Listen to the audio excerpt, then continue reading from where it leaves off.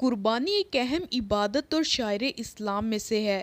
زمانہ جہالت میں بھی اس کو عبادت سمجھا جاتا تھا، مگر بتوں کے نام پر قربانی کی جاتی تھی۔ اسی طرح آج بھی دوسرے مذاہب میں قربانی مذہبی رسم کے طور پر ادا کی جاتی ہے۔ بتوں کے نام پر یا مسیح کے نام پر قربانی کرتے ہیں۔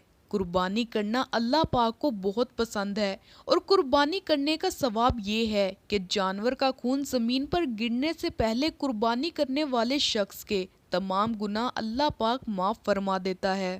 رسول اللہ صلی اللہ علیہ وآلہ وسلم نے ارشاد فرمایا، اللہ کی رضا اور سچی نیت سے قربانی کرنے والے کو اللہ تعالیٰ قربانی کیے گئے جانور کے ہر بال کے بدلے ایک نیکی عطا فرمائے گا۔ بقرہ عید ذی الحج کے مبارک مہینے میں منائی جاتی ہے، اور یہ مہینہ اللہ کو عام مہینوں سے زیادہ محبوب ہے، اور بقرہ عید اسی مہینے کی 10ویں تاریخ کو منائی جاتی ہے جس دن قربانی کی جاتی ہے، اور یہ دن اللہ کو عام دنوں کے مقابلے میں زیادہ افضل اور بہت پسند ہے۔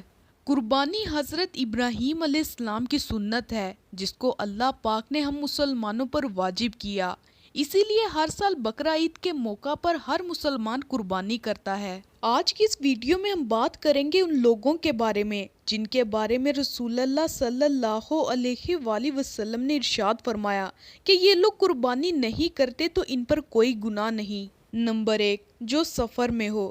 اللہ کے نبی نے ارشاد فرمایا، سب سے پہلا وہ شخص ہے جو سفر میں ہو، یعنی وہ شخص اپنے گھر سے یا وطن سے بہت دور چلا گیا ہو، ایسے شخص پر قربانی واجب نہیں ہے۔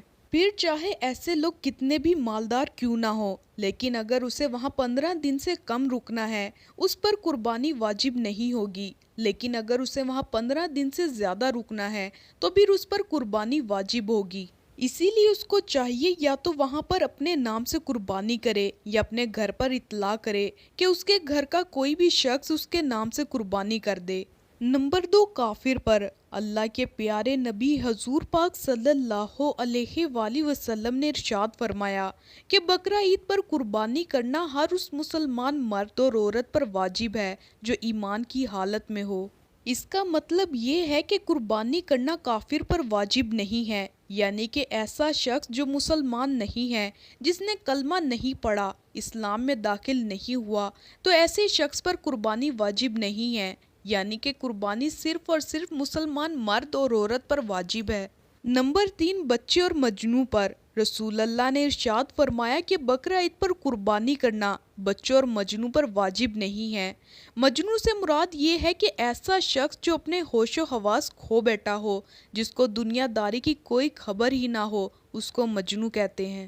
اگر یہ لوگ قربانی نہیں کرتے تو ان پر کوئی گناہ نہیں۔ نمبر 4، غلام پر۔ رسول اللہ صلی اللہ علیہ وآلہ وسلم نے ارشاد فرمایا کہ بقرہ عید پر قربانی کرنا غلام پر واجب نہیں ہے، یعنی کہ ایسے لوگ جو کسی کے غلام ہیں یا کسی کی غلامی کر رہے ہیں تو ایسے لوگوں کو بھی قربانی کرنا معاف ہے۔ اگر یہ لوگ بھی قربانی نہیں کرتے تو ان پر کوئی گناہ نہیں، لیکن اگر یہ لوگ عید پر جانور لا کر اس کی قربانی کر دیتے ہیں تو ایسے لوگوں کو اللہ تبارک تعالیٰ خوب اجر دے گا۔ نمبر 5، جو صاحب نصاب نہ ہو۔ حضرت محمد مصطفیٰ صلی اللہ علیہ وآلہ وسلم نے ارشاد فرمایا کہ ایسے لوگوں پر بھی بقرہ عید پر قربانی معاف ہے۔ ایسے لوگوں پر بھی قربانی واجب نہیں جو صاحب نصاب نہ ہو، یعنی کہ جس کے پاس 7.5 تولے سونا یا 52.5 تولے چاندی نہ ہو، یا پھر اس کے پاس اتنا سونا یا چاندی کی رقم موجود نہ ہو، ایسے لوگوں پر بھی قربانی واجب نہیں ہے۔ اس کا مطلب یہ ہے کہ جس کے پاس رہنے کا مکان، کھانے پینے کا سامان، استعمال کے کپڑے اور روزانہ استعمال کی جانے والی چیزوں کے علاوہ 7.5 تولے سونا اور 52.5 تولے چاندی کی رقم موجود نہ ہو، ایسے لوگوں پر قربانی معاف ہے۔ بس آپ دھیان رکھیں کہ قربانی اسی شخص پر واجب ہے جو صاحب نصاب ہو۔ ایسے لوگوں کو ہر سال عید کے موقع پر قربانی کرنا ضروری ہوتا ہے۔ ایسے لوگ اگر قربانی نہیں کرتے تو یہ لوگ سخت گناہ گار ہوتے ہیں۔ احادیث مبارکہ میں آیا ہے کہ رسول اللہ صلی اللہ علیہ وآلہ وسلم نے ارشاد فرمایا، اللہ تبارک تعالیٰ کو قربانی کے دن قرب کرنا بے حد پسند اور محبوب ہے۔ بقرہ عید کی فضیلت میں سب سے بڑی فضیلت یہی ہے کہ جو شخص اللہ کی رضا اور نیک نیت سے قربانی کرتا ہے تو ثواب اسے دنیا اور آخرت دونوں میں ملتا ہے اور اس کے تمام گناہ معاف کر دیے جاتے ہیں۔